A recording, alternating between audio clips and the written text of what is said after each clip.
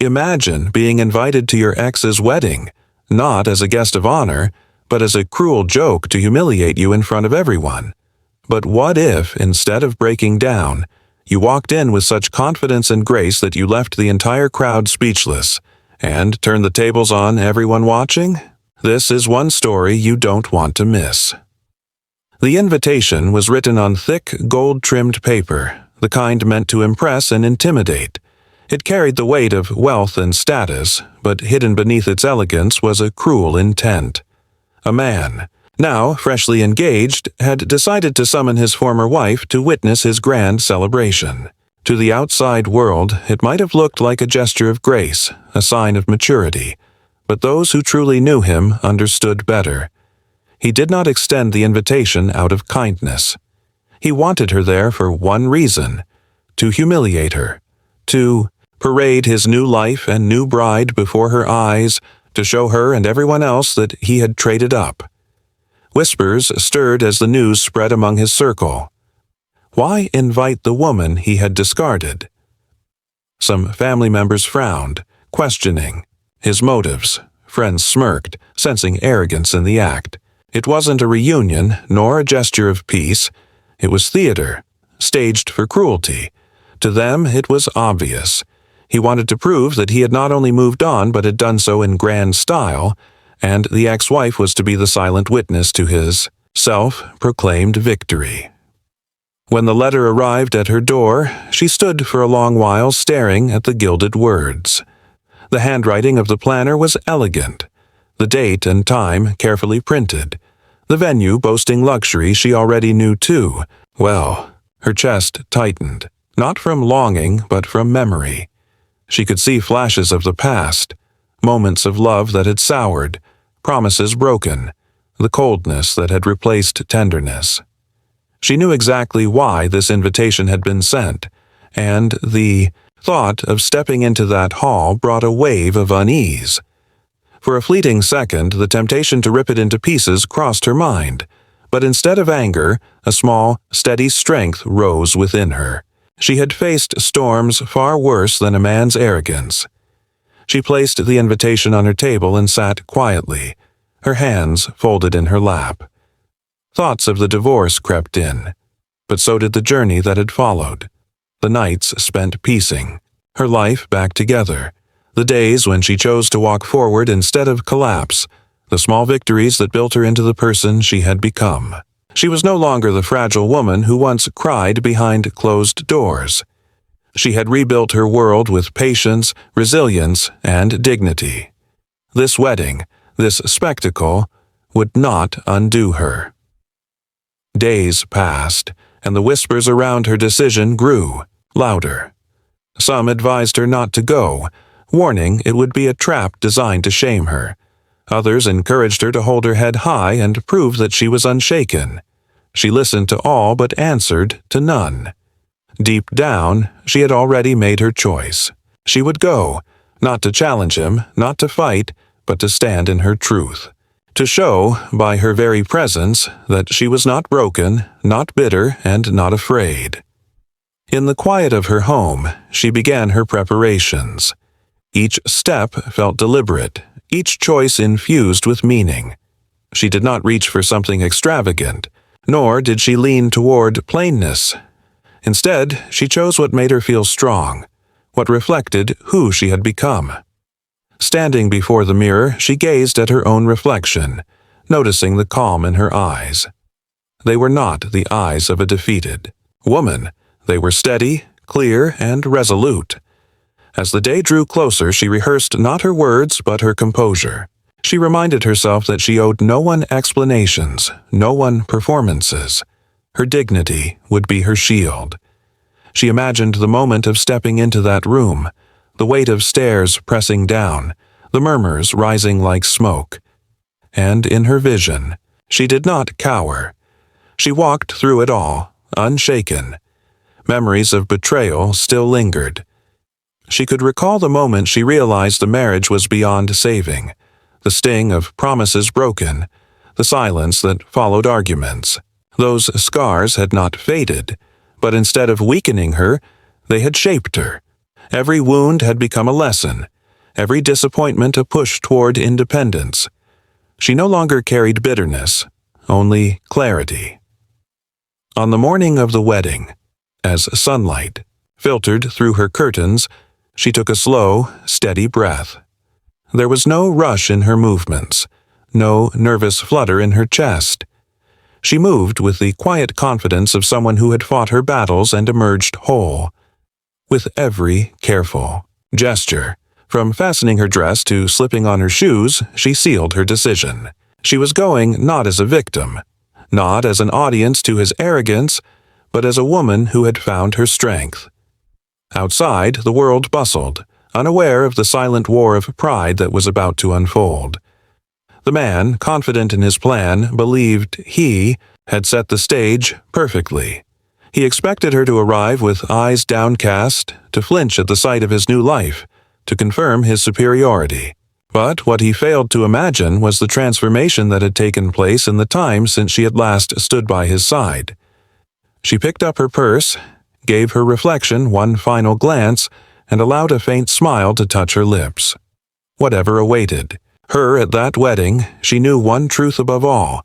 She was not the same woman he had left behind. And as she stepped out the door, the thought lingered in the air like a promise.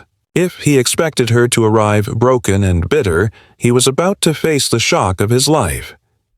The wedding day began with splendor, every detail polished to perfection.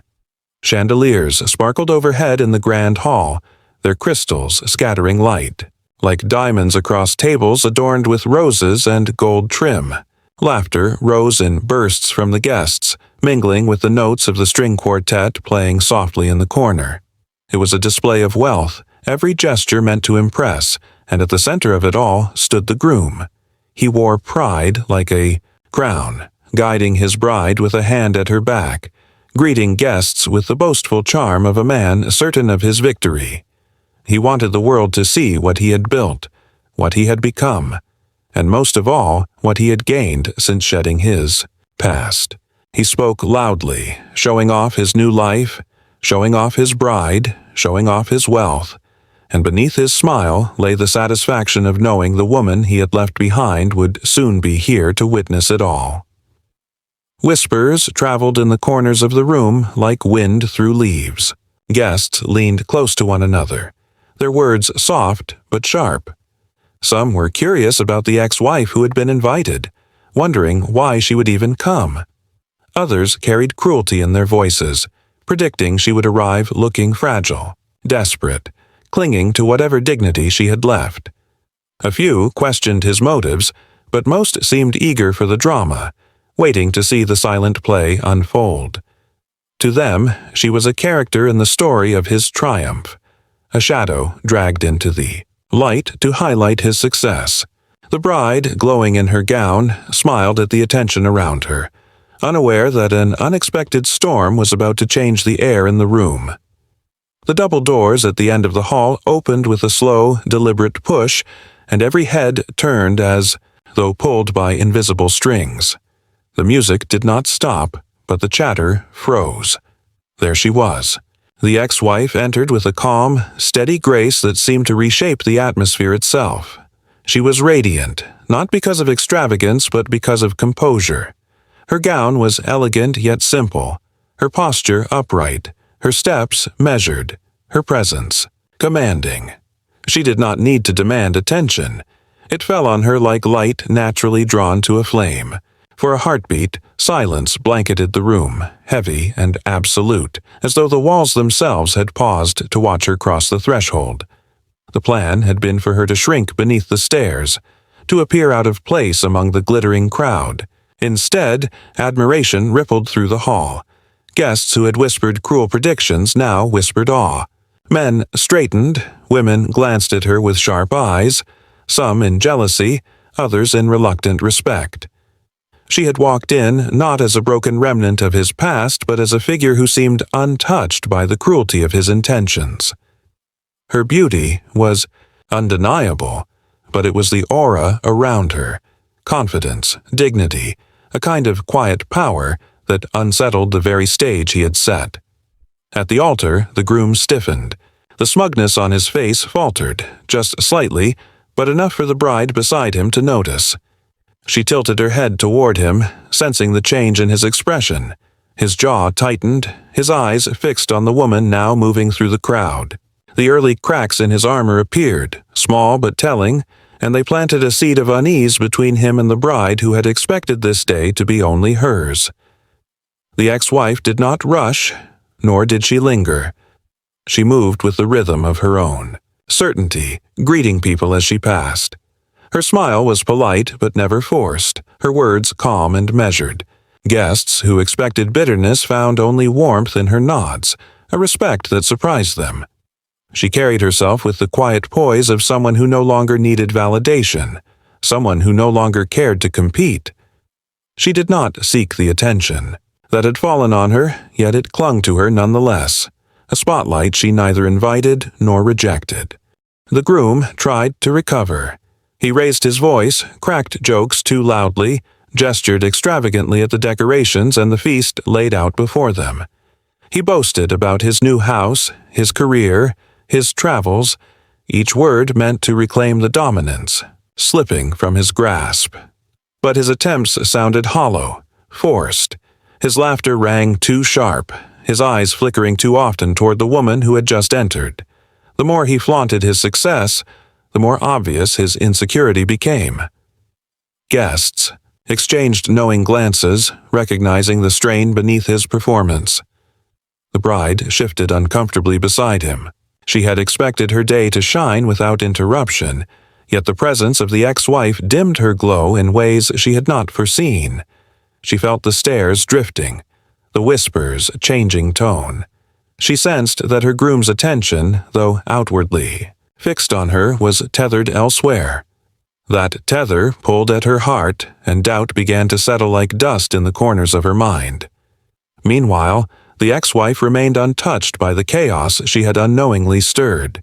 She stood with grace, a glass in her hand, engaging in quiet conversations, offering small nods of acknowledgement, her smile never faltering. She did not gloat, did not challenge, did not even look at the groom with anything more than polite recognition.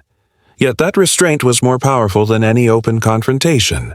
Her very presence, her calm refusal to play the role of the humiliated, turned the spectacle against the man who had orchestrated it. The groom's pride had been the fuel for this day. He had imagined her bowing under the weight of comparison, imagined her shrinking into invisibility as he paraded his bride and his wealth. But now the opposite unfolded before his eyes. The guests were not laughing at her, they were admiring her. They were not mocking her, they were questioning him. The hall that should have echoed with his victory was beginning to echo with his weakness, revealed in every strained word, every tightened smile. And so the stage shifted. What was meant to be her humiliation had become his trial. The moment, meant to expose her weakness, was instead revealing his own. The reception hall glittered under warm light, laughter and chatter weaving through the music. Glasses clinked, plates filled with delicacies, and the atmosphere swirled with celebration. The groom, however, carried something more than pride in his chest.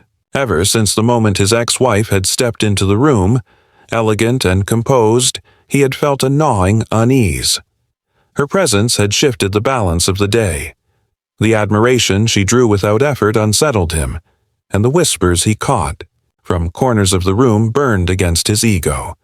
He had invited her to be small, to be a silent reminder of what he had outgrown. Instead, she stood there quietly commanding respect. That was something he could not let linger. He decided the time had come to put her back in her place, and he would do it in front of everyone. He raised his glass high, calling for attention. The room stilled, the music softened, and all eyes turned toward him. His smile stretched wide, but behind it flickered the sharpness of arrogance.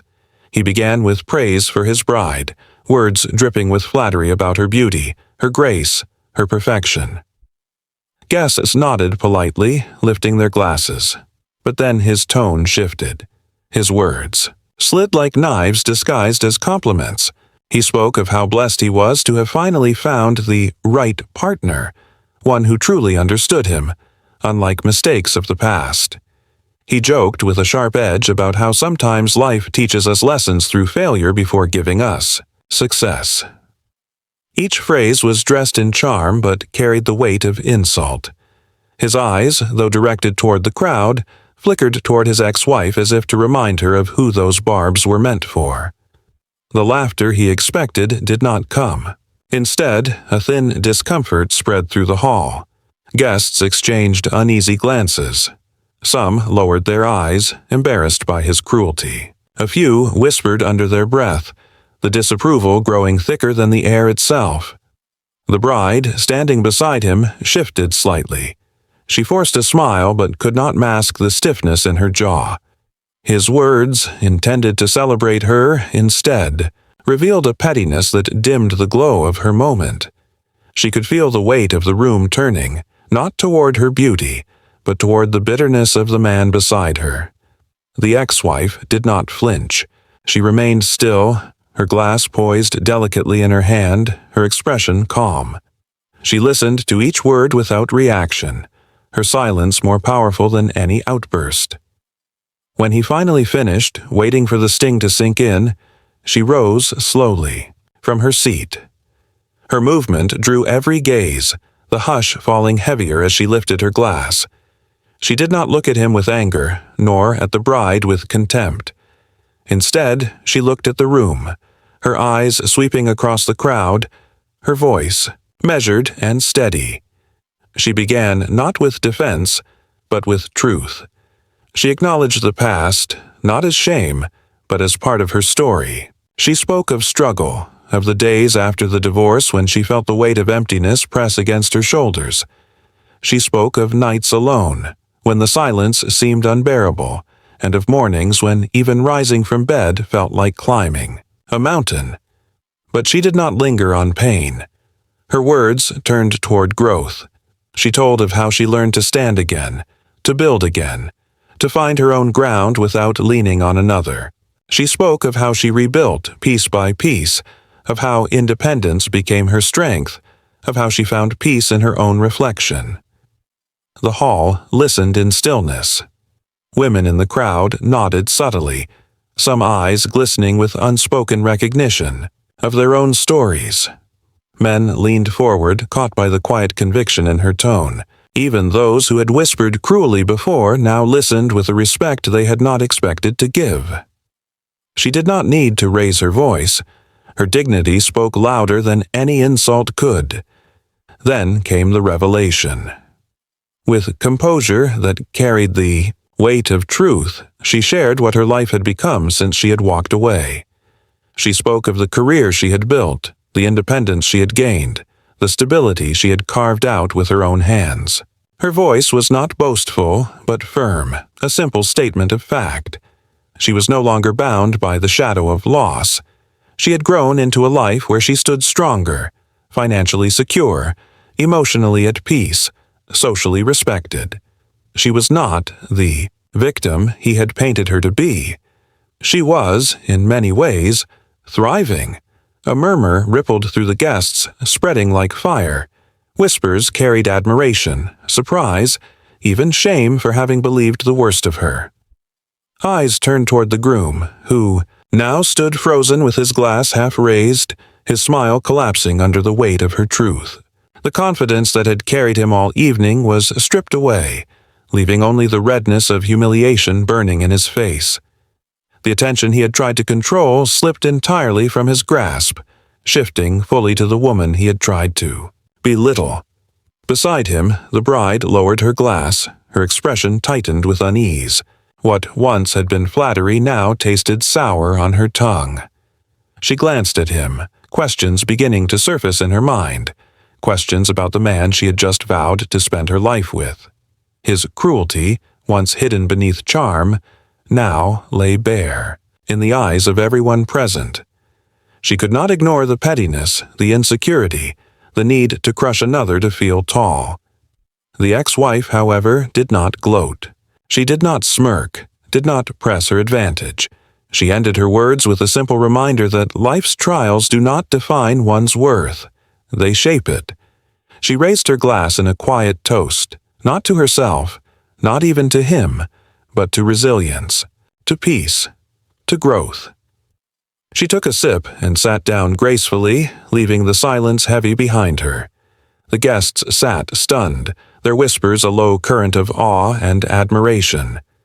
The groom stood hollow, stripped of the power he thought he held.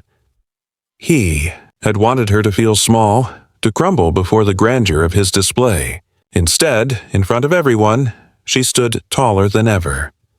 The air inside the wedding hall had shifted. It was no longer filled with the hollow laughter of forced celebration, but with a heavy silence that carried admiration and reflection. Word of her speech spread swiftly from one table to another, and soon the entire room buzzed with whispers, not about the groom's wealth or the bride's dress, but about the dignity of the woman he had tried to humiliate. Eyes that once looked at her with pity now regarded her with respect, and the balance of the evening changed in a way no one had expected. She had walked into the room as the shadow of his past, but now she stood as the brightest light within it. The groom, realizing the shift, felt his pride collapse under the weight of the moment. Anger surged within him, and in desperation he lashed out. He raised his voice, trying to ridicule her again, his words sharper, more obvious this time. He accused her of seeking attention, of fabricating her accomplishments, of trying to steal the spotlight on a day that was not hers. But the more he shouted, the more desperate he appeared, his composure unraveling before everyone's eyes. Instead of winning the crowd back, he pushed them further away, each word revealing not strength, but insecurity. The bride, standing beside him, began to pull back. At first, it was subtle. The way she loosened her arm from his, the way her smile faltered. Then it became clearer. She stepped slightly aside, her body no longer aligned with his, her expression etched with embarrassment. She could see what everyone else could see. The man she had married was not confident, not gracious, but cruel and small in spirit. Doubt flickered in her eyes, and for the first time that evening she seemed to realize the weight of the decision she had made. Meanwhile, the ex-wife remained calm, unmoved by his outburst. She did not rise to his accusations, did not meet his anger with anger. Instead, she sat with the same quiet grace that had carried her through the night, her silence louder than his noise. The guests, watching the contrast between them, shifted even further to her side. What he exposed in himself through rage, she revealed in herself through restraint. Family members who had once turned their backs on her now approached her.